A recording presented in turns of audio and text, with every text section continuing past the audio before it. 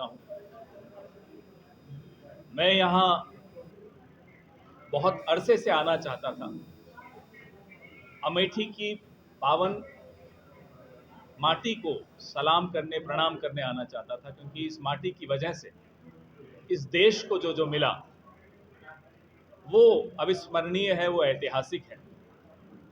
वो भूमि अधिग्रहण कानून हो, वो किसानों का ऋण माफी हो, वो राइट टू फूड हो, भोजन का अधिकार हो, शिक्षा का अधिकार हो, वो तमाम जो देश को उपलब्धियां प्राप्त हुई वो इस माटी के आशीर्वाद से ही मिली। इसलिए इस माटी को मैं नमन करता हूं। हर 5 साल में जब चुनाव होते हैं तो हम और आप वोट देते हैं कुछ उम्मीदों के साथ। कुछ मन में एक आशा होती है कि अब ये जो हम वोट दे रहे हैं ये एक निवेश कर रहे हैं और इस निवेश का अगले 5 सालों में कुछ फल आएगा। हमने देखा 10 साल आपने एक सरकार देखी, भारतीय जनता पार्टी की सरकार चल रही है इस देश में 10 साल से। जिन उम्मीदों से आपने वोट दिया, जिन आकांक्षाओं से आपने वोट दिया, अब जांचने का वक्त है, तोलने का वक्त है, मोल भाव करने का वक्त है कि साहब पहले ये बताइए कि 10 साल में हमारी आकांक्षाओं का क्या हुआ। फिर तो ये वोट मांगने आए आपके पास, फिर से वोट मांगने आए, अपना बही खाता न दिखाएं और फिर से जुमलों में उलझाएं। अमेठी के लोग यह बर्दाश्त नहीं करेंगे कि साहब केंद्र में 10 साल से आपको बैठा रखा। वोट आप विकास के लिए दें और बदले में आपको विनाश मिले, वो कंबल का कारखाना हो, वो संजय गांधी अस्पताल हो, बंद कर दिया जाए, फूड पार्क की स्थिति, तो सवाल उठाना जायज है और सवाल उठाना हम सबका हक भी है। आज देश के नौजवानों की क्या स्थिति है, क्योंकि अमेठी पूरे देश का भविष्य तय करता आया है, तो अमेठी के लोग भी ये देख रहे हैं कि देश के किसानों की क्या स्थिति है, जवानों की क्या स्थिति है, महिलाओं की क्या स्थिति है। और अब जब संविधान पर खतरे के बादल मंडरा रहे हों तो अमेठी की चिंता और बढ़ जाती है कि कहीं ऐसा ना हो जाए कि अब पहले तो रोजगार पे वार हुआ, किसानों की आय पर वार हुआ, महिलाओं पर वार हुआ, अब संविधान पर वार होगा, आरक्षण पर वार होगा, हमारे हकों पर वार होगा। ये चिंता, जायज चिंता अमेठी के लोगों को भी सता रही। और ये चिंता सिर्फ अमेठी की नहीं है, पूरे देश में। मैं कम से कम 15 या 16 राज्यों में घूम कर आया हूं, पूरे देश में ये चिंता है। इस चिंता का जवाब वोट के दिन हमारे ही हाथ में है, हमें ही देना है, ताकि ये चिंता इस देश की दूर हो सके। आज नहीं, ये पिछले कई सालों से, दशकों से इस संविधान को खत्म करने पर तुले हुए। इन्हें एक नफरत है भारत के संविधान से, बाबा साहब अंबेडकर के संविधान से। क्यों है ये नफरत, ये आप इनसे पूछिए। लेकिन लोगों के अधिकारों के ये खिलाफ हैं, हकों के ये खिलाफ हैं। इस देश में 1 घंटे में 2 नौजवान आत्महत्या कर रहे हैं। ये इन्हीं के आंकड़े हैं जो इन्होंने संसद के पटल पर रखे थे। इस देश में एक दिन में 30 किसान आत्महत्या कर रहे हैं। इस देश में 1 घंटे में 4 महिलाएं बलात्कार का शिकार हो रही हैं। उस देश में ये चाहते हैं कि हम सवाल न पूछें इनसे बही खाता न मांगे, इनसे पूछें नहीं कि साहब ये क्या हाल बना रखा है देश में। ये सवालों से डरते हैं। अभी कुछ लोगों ने एक प्लेटफॉर्म दिया कि साहब प्रधानमंत्री भी आए, राहुल जी को भी आमंत्रित किया कि आप भी आइए, डिबेट करिए। वो बुद्धिजीवी वर्ग के लोग हैं, वो किसी पार्टी से संबंधित नहीं है। राहुल जी ने स्वीकार किया न्योता डिबेट का। वहां से अभी चुप्पी है, एकदम चुप्पी, कोई जवाब नहीं आया। डर है, डर यह है कि कहीं अमेठी के लोग पूछ न लें क्यों कंबल कारखाना बंद हुआ। डर ये है अमेठी के लोग ये ना पूछ लें कि संजय गांधी हॉस्पिटल क्यों बंद हुआ। ये डर क्यों है? अगर आपने काम किया है तो आपको डरने की क्या आवश्यकता है? जाइए खुलकर बात कीजिए, बताइए आपने क्या किया है। सुबह से शाम तक विवाद की राजनीति, लोगों को एक दूसरे से लड़ाने की राजनीति, समाज में जहर घोलने की राजनीति। क्या इस राजनीति के लिए वोट दिया जाता है? और ये राजनीति क्यों की जा रही है? आप मुझसे बेहतर समझते हैं। ये राजनीति इसीलिए की जा रही है क्योंकि काम नहीं किया, क्योंकि सवालों के जवाब नहीं है, इसलिए ध्यान बटाना आवश्यक है।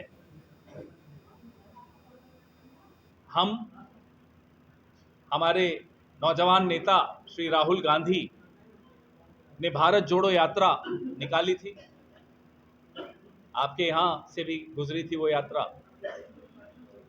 फिर भारत जोड़ो न्याय यात्रा हुई।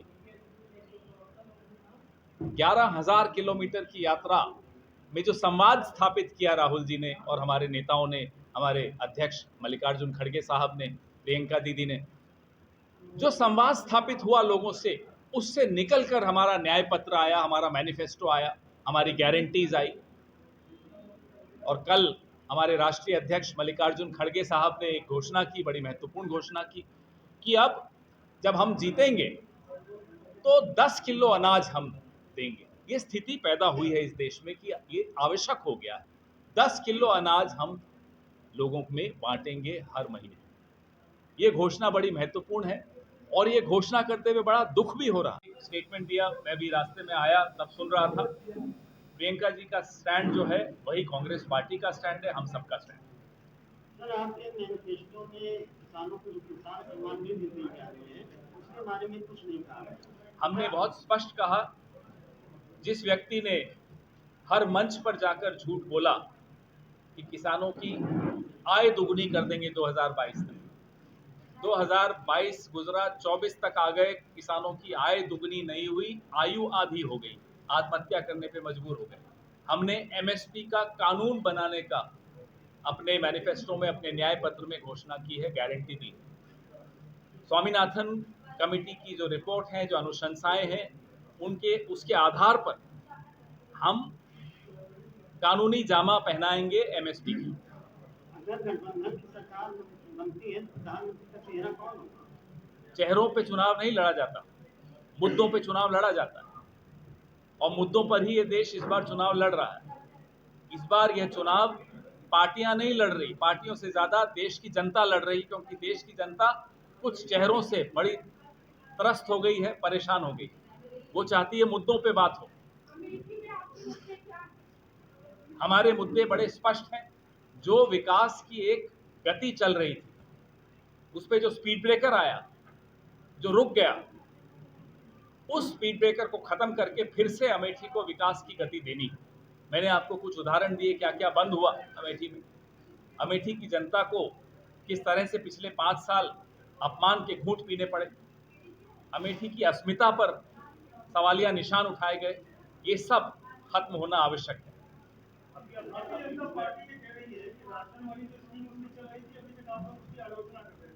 लेकिन अब 5 किलो की बजाय 10 किलो राशन देगा कि आप निश्चित कर रहे हैं, ये उनकी स्कीम सफल थी। सबसे पहली बात, ये स्कीम उनकी नहीं थी।